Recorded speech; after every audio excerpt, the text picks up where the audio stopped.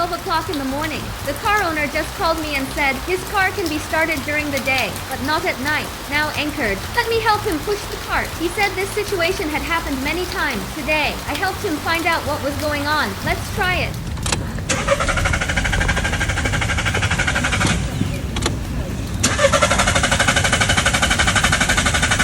Really can't be started. Let's go to the front. This is already an old glitch. The owner went to the repair shop and cleaned the throttle valve, replaced spark plugs and ignition coils, even cleaned the oil lines of the entire car. But the problem still exists. In fact, for questions like this, just clear your mind. It's not difficult to solve. This car can start during the day, but it breaks down at night. This is obviously related to the ambient temperature. Speaking of ambient temperature, usually it's a water temperature sensor problem. Come, look.